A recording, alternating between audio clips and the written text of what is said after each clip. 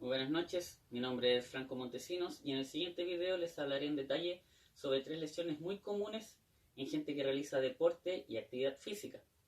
Las lesiones que trataremos son de fractura, luxaciones y esguinces. Hablaremos sobre sus definiciones, sus causas, el qué hacer desde el minuto 1 que se genera esta lesión y sus síntomas, y mucho más. Para comenzar, hablaremos sobre las fracturas. Vamos a definir primeramente fractura como la pérdida en la continuidad del tejido óseo. Este tipo de lesión puede ser clasificada bajo tres razones. Primeramente, por un traumatismo directo. Esto quiere decir que la fuerza es ejercida con violencia en forma perpendicular al hueso fracturado. Otra clasificación que se les da es traumatismo indirecto, en donde el hueso fracturado es afectado en forma indirecta por el traspaso de energía de alguna fuerza, como por ejemplo en una caída de gran altura, el impacto es recibido primeramente por los huesos del tarso y del metatarso, pero las fracturas se generan en forma normal en la columna y a nivel de cadera, esto por el traspaso de energía. Otra clasificación que se les da es por avulsión. Esto quiere decir que en un tejido, ya sea un tendón o un ligamento, al momento de sufrir una ruptura, este, en su inserción al hueso, extrae un pequeño trozo desde la masa ósea. Además, las fracturas pueden ser clasificadas según la forma en la cual se genere aquella lesión, como por ejemplo las fracturas con forma transversales o fracturas con forma oblicua. Existe también con forma de espiral llamada espiroidea, las fracturas con forma de ala de mariposa o con minuta. Y existe otro tipo de clasificación, la cual es de tallo verde, la que se genera en menores de muy corta edad, debido a que sus huesos son mucho más flexibles y con menos densidad ósea. Más que una fractura completa del hueso, se genera un astillamiento de la zona. Los síntomas que provocan este tipo de lesión son principalmente el dolor en la zona, una impotencia funcional del hueso, una deformidad del segmento, una pérdida de los ejes del miembro afectado, se genera el crépito óseo, un edema o una equimosis o un hematoma y un movimiento anormal de la zona. ¿Qué debemos hacer en caso de que estemos en presencia de una fractura o una lesión de este estilo? Primeramente debemos inmovilizar la zona y evitar mover al lesionado. Ahora, si nos vemos en la necesidad de trasladarlo a un centro asistencial, porque no tenemos a ningún especialista cerca, podemos realizar la movilización, pero primeramente se debe inmovilizar el segmento completo de la lesión, como por ejemplo, si es una fractura a este nivel, se debe inmovilizar desde el codo hasta la muñeca, y esta inmovilización debe ser con una base rígida y sólida.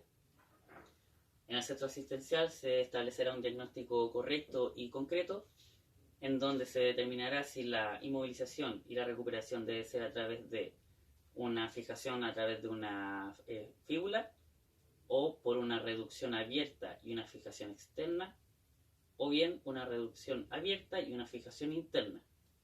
La consolidación de un hueso puede tardar muchísimo. Por ejemplo, en el caso de una fractura de fémur, la consolidación de la masa ósea puede tardar incluso 15 semanas. Esto es para tener en consideración a la hora de generar la recuperación al reintegro deportivo. Para continuar, hablaremos sobre las luxaciones. Vamos a definir que la luxación, al igual que la fractura, es una lesión, pero una lesión traumática a nivel articular. Esto se genera por una descoaptación, la cual es completa, esto quiere decir que es total y estable, de las superficies articulares. Este tipo de lesión se genera por fuerza física, la cual es generada en forma violenta y es soportada principalmente por los extremos óseos que generan una articulación. Esto provoca un desplazamiento de las superficies articulares de una sobre otra. Las lesiones que vienen de la mano con este tipo de traumatismo son principalmente el desgarro de la cápsula articular y lesiones a nivel musculares, de ligamento, lesiones también de elementos vasculares y lesiones nerviosas. Además, existen ciertos factores que gatillan o favorecen la provocación de esta lesión traumática, las cuales pueden ser la poca contención de las superficies articulares, también puede existir una laxitud de la cápsula ligamentosa También puede existir un poco de desarrollo muscular o la fatiga muscular en torno a la articulación, o simplemente la violencia con la cual fue ejecutada la fuerza en la articulación. Tenemos que determinar cuáles son los síntomas de esta lesión. Los síntomas de esta lesión son principalmente un dolor muy agudo en la zona acompañado de espasmos musculares. Por otra parte, tenemos una deformidad del lugar afectado, de la articulación afectada, un aumento del volumen, se genera un edema, el cual es muy visible, y además se genera una impotencia funcional de la articulación. El tratamiento médico es el siguiente. En el caso que estemos presenciando una lesión como de este grado, tenemos la necesidad de inmovilizar la zona y tener la precaución de que ninguna persona que no sea especialista del área quiera hacer la reducción o la acomodación de la articulación. Esto debido a que podemos agravar la lesión. Luego de la inmovilización y llevarlo a un centro asistencial, lo que ocurrirá será lo siguiente. El especialista determinará un diagnóstico concreto y exacto.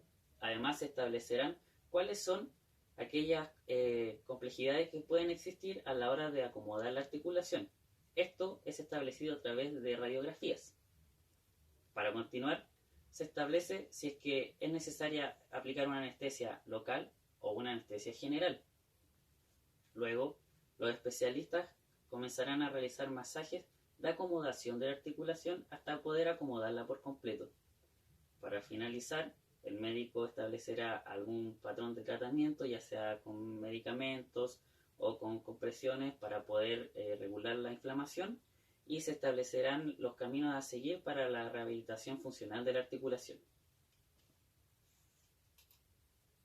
Para finalizar, hablaremos sobre los esguinces. Los esguinces son lesiones, al igual que las otras dos mencionadas anteriormente, a nivel de ligamento.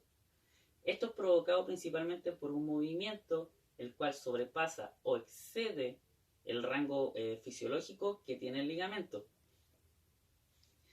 Este tipo de lesión se puede clasificar en tres tipos: de grado 1, de grado 2 y de grado 3, las cuales pasamos a definir. En el grado 1 existe un pequeñísimo desgarro del ligamento, pero no nos afecta en el funcionamiento común de la articulación o del ligamento mencionado.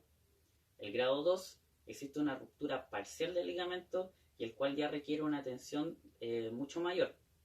Pero el más grave es el grado 3, en donde existe una ruptura total del ligamento, y para comenzar la recuperación es necesario la intervención quirúrgica, al contrario que en el caso 1 y 2, en donde la recuperación comienza desde trabajos de traumatología y kinesiología. Los síntomas que se presentan en este tipo de lesiones son principalmente un dolor muy agudo, en el caso 1, 2 y en el 3 mucho más agudo. Existe una hinchazón en la zona, se genera un hematoma y una rigidez articular, la cual nos impide utilizar aquella articulación de manera natural. Para finalizar, debemos establecer qué hacer en caso de que se nos presente un esguince. Existe un protocolo el cual es llamado PRICE, el cual establece que debe existir una protección de la zona lesionada, un reposo establecido, una aplicación de hielo, la cual nos ayudará a limitar la inflamación,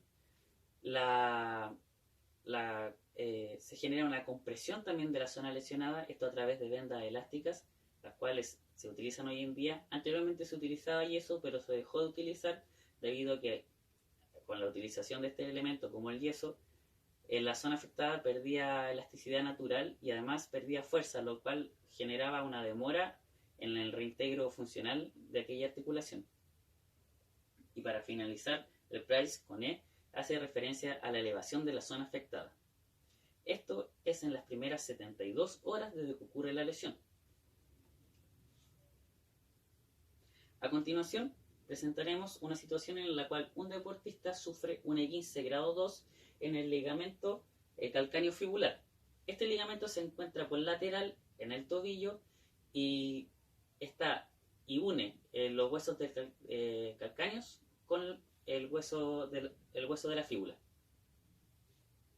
En las primeras 72 horas desde que ocurre la lesión, debemos realizar el protocolo PRICE mencionado anteriormente: protección de la zona lesionada, reposo, aplicación de hielo para la inflamación, compresión de la zona con bandas elásticas puestas principalmente por un especialista y la elevación de la zona. Transcurridas las 72 horas, pasaremos a una fase intermedia, en donde empezaremos a dejar de a poco el hielo, ya que la inflamación ha sido controlada, y comenzaremos a aplicar compresiones con calor. ¿Esto para qué? Para estimular la irrigación sanguínea y la cicatrización de la zona. También comenzaremos con trabajos para la activación y la estimulación propioceptiva, y se realizarán trabajos muy básicos para, ya cicatrizada la herida, comenzar con la recuperación de la estabilidad y de la fuerza de la zona. Este tipo de trabajos puede ser sobre bases muy estables, trabajos de equilibrio monopodal o bipodal, manteniendo siempre la precaución de no recaer en nuevas lesiones. El rango es muy limitado en los movimientos de la articulación. Para continuar en la siguiente fase, la cual va desde el día 10 al día 20, se espera que en los primeros días la persona ya pueda hacer caminatas rápidas o incluso trotes suaves. En este momento los ejercicios aumentan su exigencia, en la cual los ejercicios mencionados anteriormente se pueden realizar sobre bases inestables, como por ejemplo un bozo. Además, se agregan ejercicios como de salto y de mantención de posiciones, todo para recuperar la fuerza y elasticidad natural de la zona, debido a que en esta altura, entre el día 10 y el día 20 de transcurrida la lesión, ya se encuentra cicatrizada la zona, pero comienza una rigidez articular.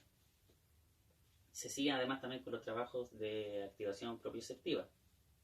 Y para finalizar, esto en la fase final posterior a los 20 días, se comienzan con ejercicios de mayor exigencia, pero llevados a la cotidianidad de la actividad deportiva realizada por esta persona. Ya se utilizan pesos externos y fortalecimientos de mayor exigencia en la zona articular. Se espera que aproximadamente al día número 30 la persona ya pueda comenzar con la rehabilitación deportiva, ser nominado por el entrenador, llamado por los especialistas para poder estar a la par de sus compañeros. Espero a través de este video haber aclarado sus dudas, espero que les haya gustado y que tengan muy buena noche.